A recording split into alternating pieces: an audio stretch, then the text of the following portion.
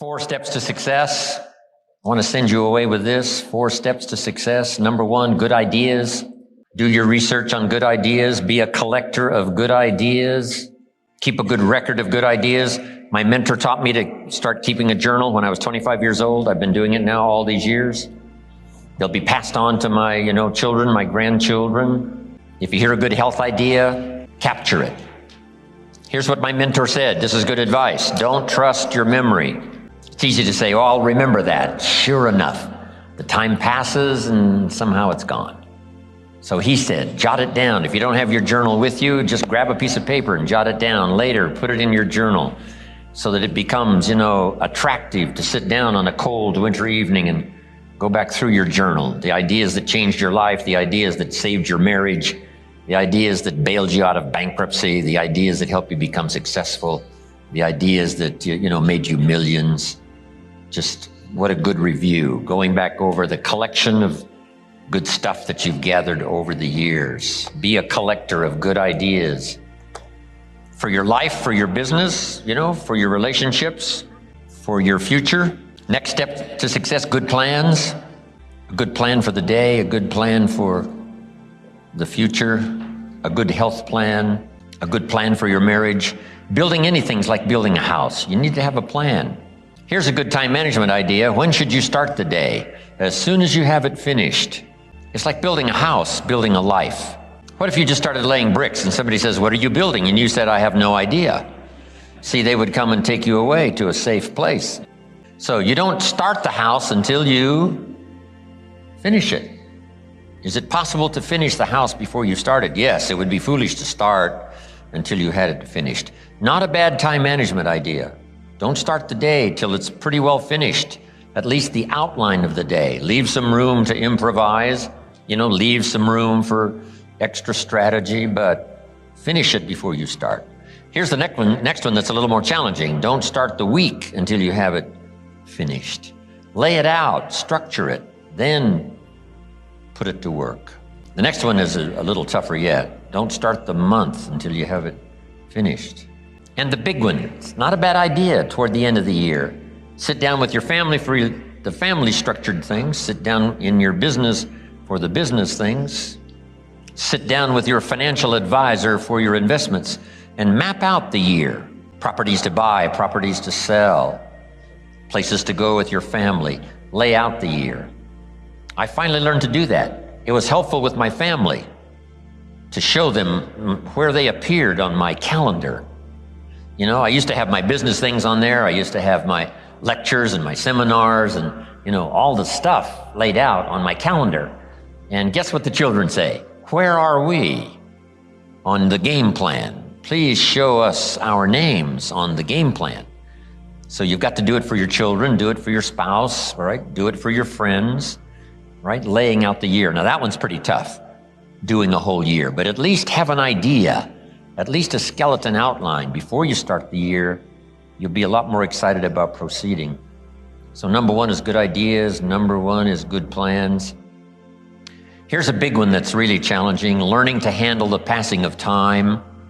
It takes time to build a career. It takes time to make changes. Give your project time. Give your people time. If you're working with people, give them time to learn, grow, change, develop, produce. Here's the big one. Give yourself time. It takes time to master something new. It takes time to make altered changes and a refinement in philosophy as well as in activity. Give yourself time to learn, time to get it, time to start some momentum, time to finally achieve. It's easy to be impatient with yourself, right? I remember when I first tried to learn to tie my shoes, right? The shoestrings. Wow, it seemed like it was taking me forever. Finally, I got it. And it didn't take forever, but it seemed like for a while, I'll never learn. I get it backwards. The bow goes up and down instead of across, right? How do you straighten that out? Finally, I got it. Mama taught me a little bit about playing the piano, right? Here's the left-hand scales. I got that, that's easy. Now she said, here's the right-hand scales. I got that, that's easy. Now she said, today we're gonna play both hands at the same time. I said, well, how could you do that? One at a time was easy, but at the same time, finally looking at this hand, finally I got it, finally to where I could play the scales with both hands. Then I remember the day she said, now we're going to read the music and play both hands. I thought, well, you can't do all that. But you know, sure enough, I'm looking at the music, looking at each hand, a little confused at first, but finally I got into mastering. It took a little time, right? Read the music, play both hands. Then I remember the day she said, now we're going to watch the audience read the music, play both hands. I thought, well, now that's going too far. How could you possibly do that? But see, adding them one at a time and giving myself time to master one before we got to the next one, sure enough, I got to where I could watch the audience, read the music, and play both hands. Give yourself time. You can become a better pro. You can better master the art of parenting. You can better master the art of managing time, conserving resources, working together as a partner. Give yourself time. Here's the next one. Step to success. Learning to solve problems, business problems, family problems, personal problems, financial problems, emotional problems. I mean, the list is unending. Challenges for us all. Here's the best way to treat a problem. An opportunity to grow, change if you have to, modify if you must, discard an old philosophy that wasn't working well for a new one. When I first met Mr. Schoaf, he said, show me your current economic plan that you're working on. And I said, I don't have any current economic plan except, keeping my head above water. I mean, that was my current economic plan. He said, well, without plans, it isn't going to change. So why not give up the old way of doing it with your fingers crossed, hoping for the best? Maybe the Democrats will get elected and everything will change for the better. Why don't you modify that old philosophy that hasn't gotten you where you want to go? And let's try some new strategy. Learning from the old, trying some new. And I did that, solving that problem of amending my philosophy that hadn't gotten me where I wanted to go that first 6 years. Once I made those changes, I became a multimillionaire over the next 6, 7 years. The change was so startling, I couldn't believe it myself. But if you make the changes, things will start to change. Here was the best promise my mentor ever gave me. He said, Mr. Rohn, if you will change, everything will change for you. Wow, I took that to heart.